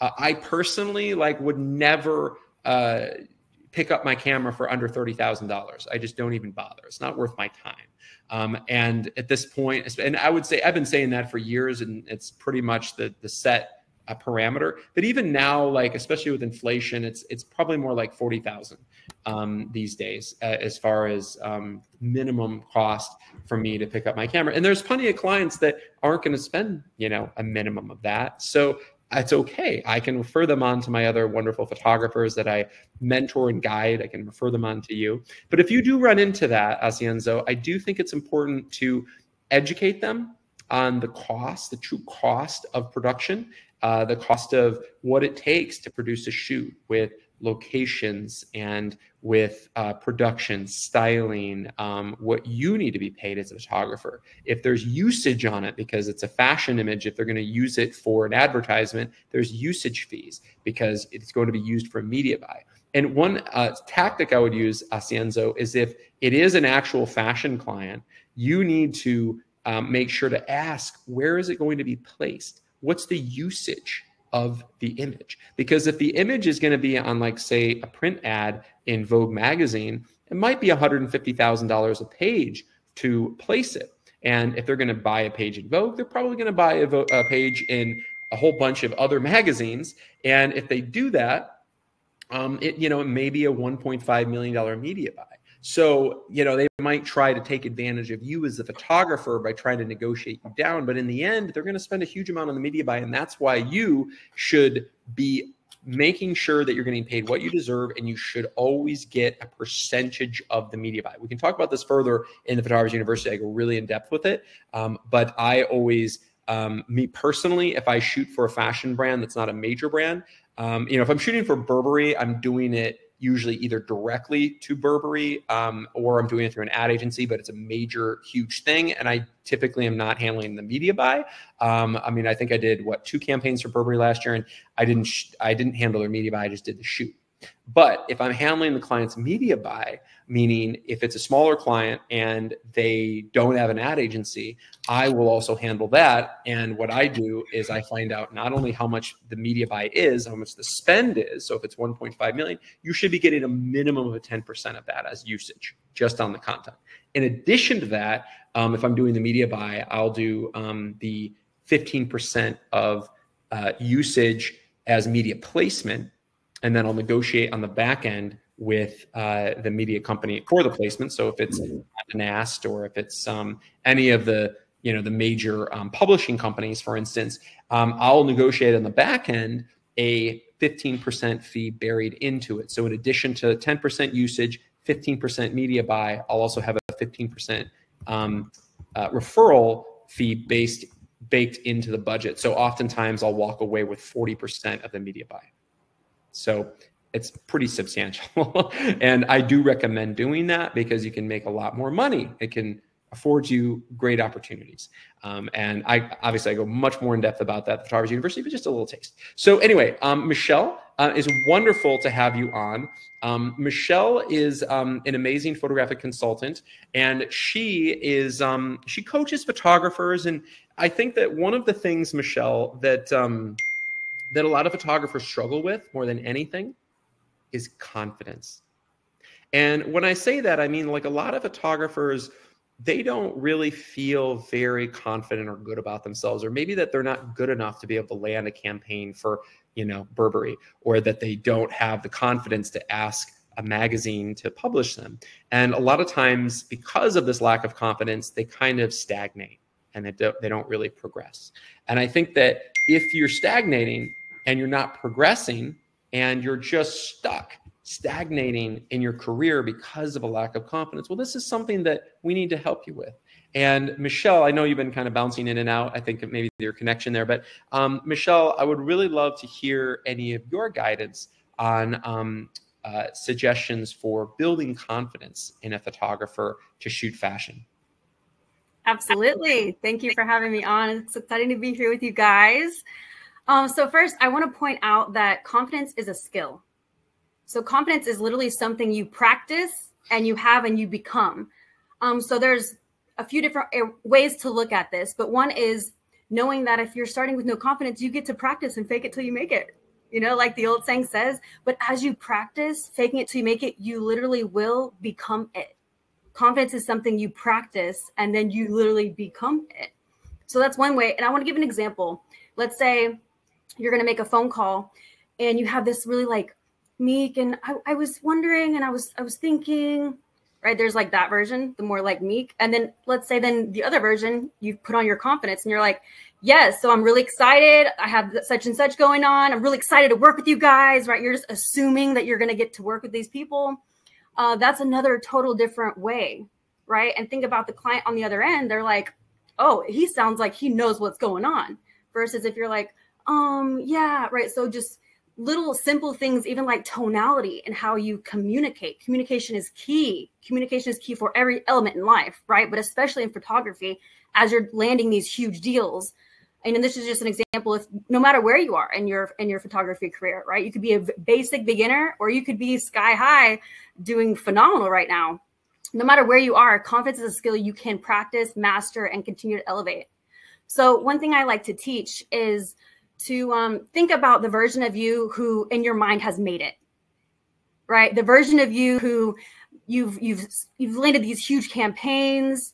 You've gotten to these heights that you visualize that future version of you. If you know, the gods shine down upon you and they were like, okay, you get to do Vogue, you get to do Dolce & Gabbana, you get to do all of these people, like the highest version of you that's gotten to land all these deals. How would that version of you be calling different clients or communicating with different clients, communicating with different people within your business? How would that version of you be making phone calls? How would your website look?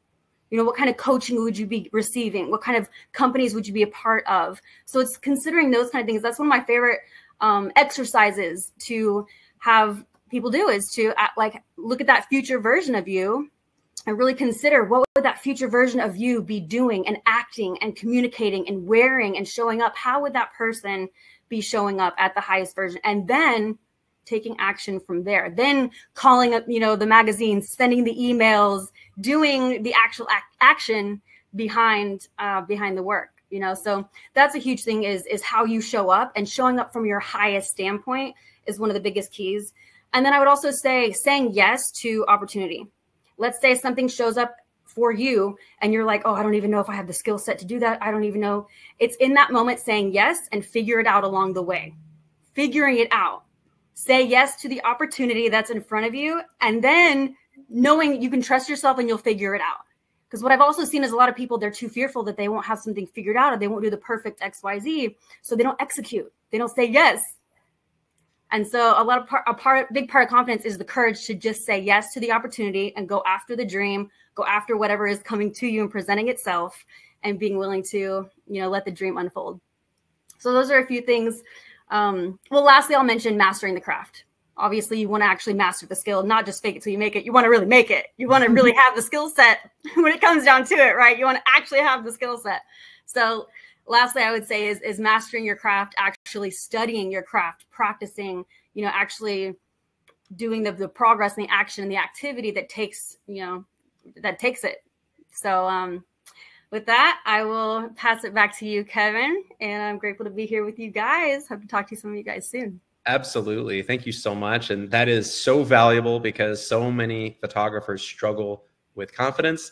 And it's really good to hear some guidance on that, because I know that many of you guys on this webinar right now are dealing with that exact challenge, because all this stuff is a little intimidating, and it's really great to hear your perspective. So Michelle is amazing. She's also another amazing photographic coach on my team. And you guys maybe need to build some confidence in your career and in your photography and in yourself, and maybe you want to have somebody that's always in your corner. Michelle can help you get there. So if you want to set up a photographic momentum session with Michelle, please do, and mention her name and ask if you guys want to jump on with her. I'd love for you guys to be coached by Michelle. She's incredible. But thank you so much, Michelle. And it's wonderful to have you on. Thank you. All right. It is really valuable, you guys, to to be at this level and to be able to create content that is so beautiful and so iconic, and content that is going to completely last the test of time as a fashion photographer. So when you're thinking about art directing, when you're thinking about shooting an editorial, when you're thinking about landing an opportunity, I want you guys to think of yourself as an iconic photographer at the top. You know, whether it's maybe you have an affinity to Stephen Meisel or Annie Leibovitz or Petra de Marchelier or Merton Marcus, any of the big famous photographers, don't feel bad like that you're not there, because you easily can be. And it just takes the right steps to get there. You've got to have the quality in your portfolio. You have to have the right connections, and you've got to have the gusto and the tenacity to get there. And if you need to build confidence, you need to kind of put that tenacity to work. And most importantly, you need the body of work to get there with the epic content. That's something that we can help you with on all fronts, because that's what the Photography Workshop series is all about. Now, we have some epic experiences literally all over the world. We have, our epic New York fashion workshop experience that's completely mind-blowing. And I know we've talked about this, and you guys can see, like, this is from our Elite Masterclass in fashion. We have these incredible experiences in Los Angeles. We have also a series in New York on high fashion, where we get to shoot with high fashion supermodels from Vogue and Harper's Bazaar and Vanity Fair and other top magazines. And to shoot content at this level is really spectacular. This is all photographed by our attendees. We also have experiences on lifestyle commercial advertising.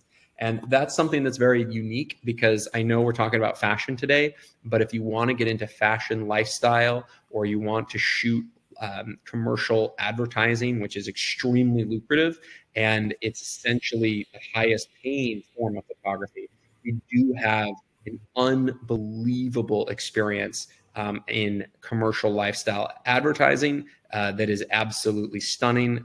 We have one coming up in LA in October. This one is sold out. It's a really popular workshop, and this is an experience that you will never forget. We also have the amazing commercial lifestyle advertising workshop in Newport Beach, which is actually where this video was filmed at our last one this year. And this is massive scale production. So not only will you shoot the greatest images of your lifetime, but also video content with 8K cameras, aerial drones, and creating absolutely mind-blowing stories that will stand the test of time and also be very marketable to your audience, whether it's high-end fashion lifestyle like this, or maybe architecture. You know, this video alone actually helped sell the house that we were in for $18.3 million. And the video is what actually helped sell the house, which is pretty exceptional. And that was according to the agent. We work with $1 Million Listing. And so things like this, I think, are really cool, really valuable. And the photographers that attended, for instance, not only shot the greatest content of their life, they also have the credibility now of being able to shoot a video that ended up selling a house for a record, an absolute record of $18.3 million of the highest selling house east of PCH in Laguna Beach, which is pretty cool. So, and it all came from this epic video that was shot at the workshop, which is really cool and exceptional. I love to just show things like that, because the photographers now have something, and they have like a proof of what this content can do. So not only great content, but also the fact that their video sold an $18.3 million house. That shows a lot of value to your client. So whether you're doing real estate, whether you're doing fashion, whether you're doing lifestyle, whether you're shooting commercial advertising, or even doing portraiture, the value of this one is really valuable. So this is our Newport experience in February. I think there's a couple spots left of this.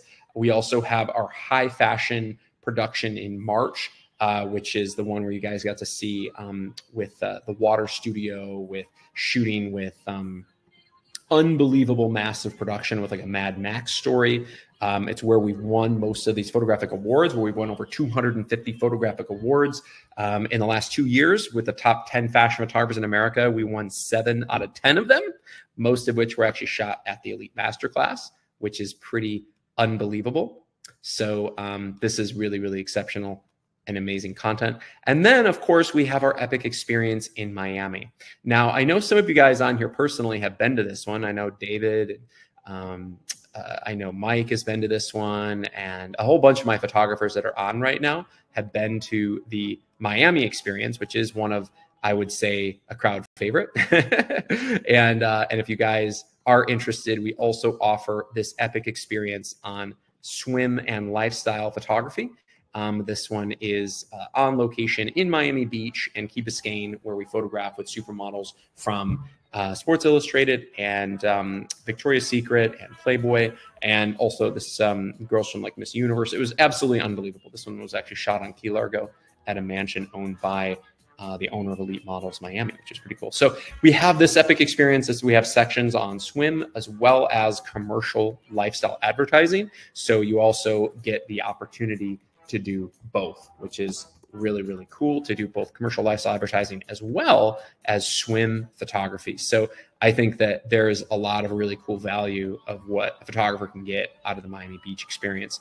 And a lot of our photographers have seen some incredible success with the Miami Beach experience because of how unbelievable and over the top the production is.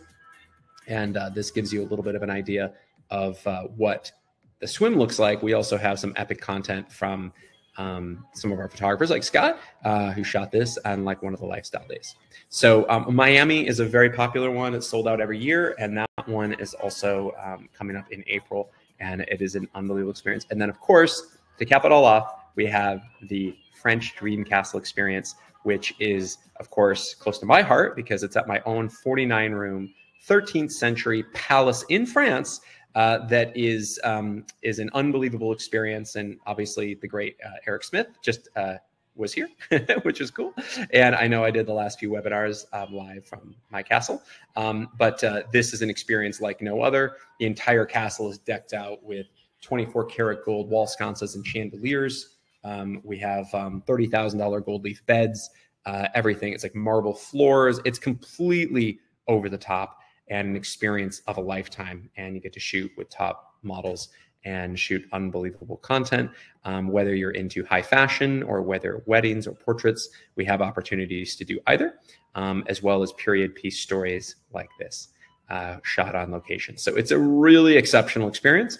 And this one, of course, you can attend with a loved one and you actually get to stay at the castle. And it's a 5-night, 6-day experience. So if you're interested in any of these, we'd love to talk with you further about it and get to know you a little bit better, because this is a pretty special experience and it's very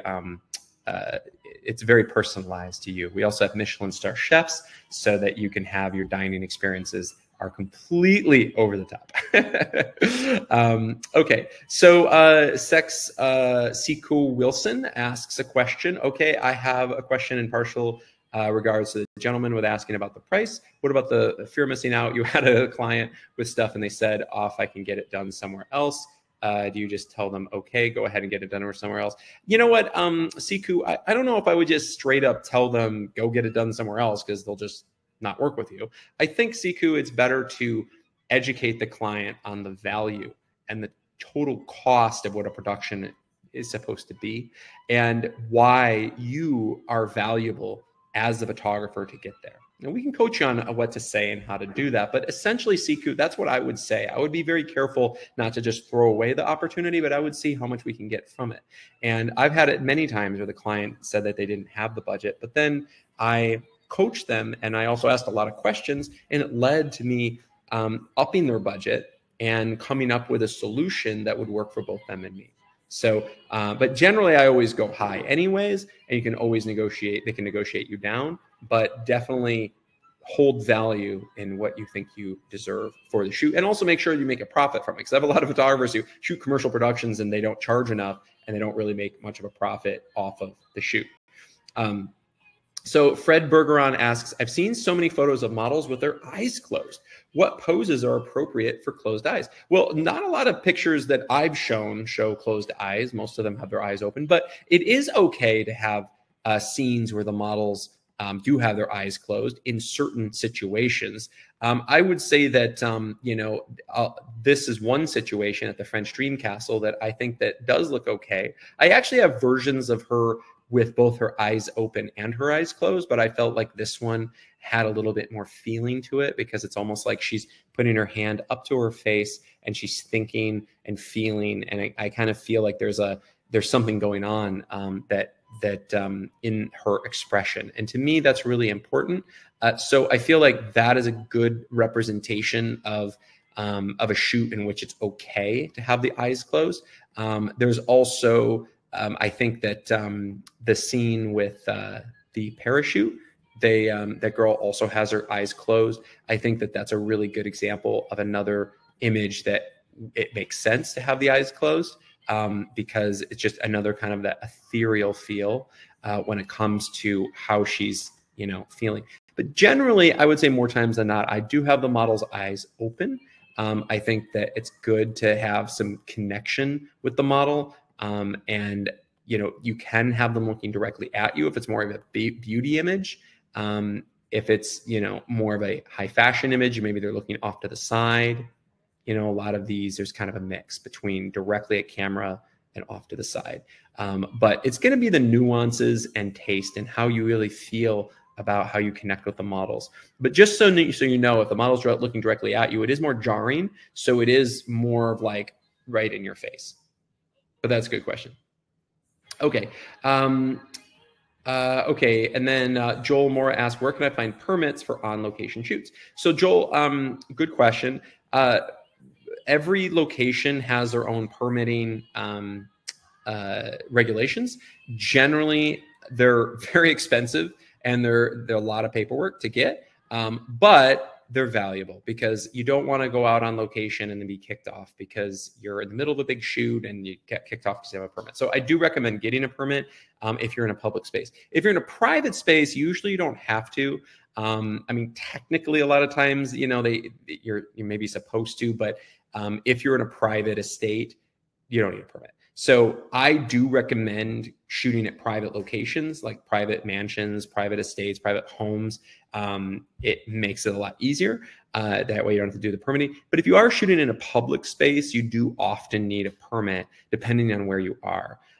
In Los Angeles, you have to be very careful because they're all over you because of the film productions all the time. So they actually have an agency that goes out looking for people that are filming without a permit, and they can fine you like $2,500 a day. So that is the problem, and they can break it up. But I do recommend applying. Usually you have to apply, weeks ahead of time in advance, and you have to fill out a lot of paperwork. You have to have the proper insurance, and you have to go through the whole stages, and it can be pretty expensive. But good locations sometimes are valuable, and you may have to pay for them. Okay. Everett Gidley asks, hi, Kevin. Thank you for this look at the industry. I'm in the San Francisco Bay Area, so I'm unable to travel to LA, Newport Bay area for the next few months. I have to take off for now. Okay. Well, Everett, it's okay. We do have an epic experience in Newport Beach in February. And that one, I think, might be a really good fit for you. We also have Los Angeles in March. The one coming up in October is sold out, but we have an availability in March if in LA and Newport Beach in February. And I'd love to see you there, Everett. Make sure to set up a Zoom session with one of our coaches as well so they can help you. Okay, Siku asked, what about when you do a shoot requesting a model from the certain agencies and the agencies do a bait and switch? Okay, typically the agencies, when you're talking about modeling agencies, I suppose, modeling agencies are generally not going to bait and switch you, but they are going to care about who you are. So it is important to make sure that you have a good relationship with the agencies and they respect you greatly. I have built relationships with every top modeling agency. So like I have, I'm casting from the top agencies in New York, from Elite, Wilhelmina, Next, New York Models, IMG, Ford. I have Maryland, Women. I've had I think 15 modeling agencies in total that I have selections from. So I'm casting from all the top agencies and I have connections with them. They typically don't bait and switch. I've never really experienced that with a bait and switch to a lesser tier model. Typically you send a request to the agency of how much you want to spend, like what the budget is and what the shoot's about with inspirational images. And then they get back to you with a package. And the package would be a link where it has a list of all these incredible models. And then you would then select from those models which ones you want to shoot with. And then you tell them which ones you want to book on which day. So that's typically kind of how it works. So if you're going to work with a legitimate modeling agency, they don't bait and switch. They're pretty straightforward because they want to book their models. They want to make money. But just make sure that, when you are working with models, make sure to work with top agency models. Don't work with non-agency models who may not show up, might not be the most professional. Make sure to always work with the best people, because otherwise, what's the point? It's not going to add value to your book. But anyway, thank you guys so much for joining me. This has been an incredible session. You guys all asked some amazing questions, and I really appreciate all of you guys, those of you who stayed on till the very end. This has been such an incredible webinar, and we normally don't go 2 hours, but you guys asked so many questions and we had amazing panelists. So I'm really glad to offer as much value as I can to help you guys achieve success in fashion photography. Thank you guys so much, and I can't wait to see you in person at one of these mind-blowing experiences.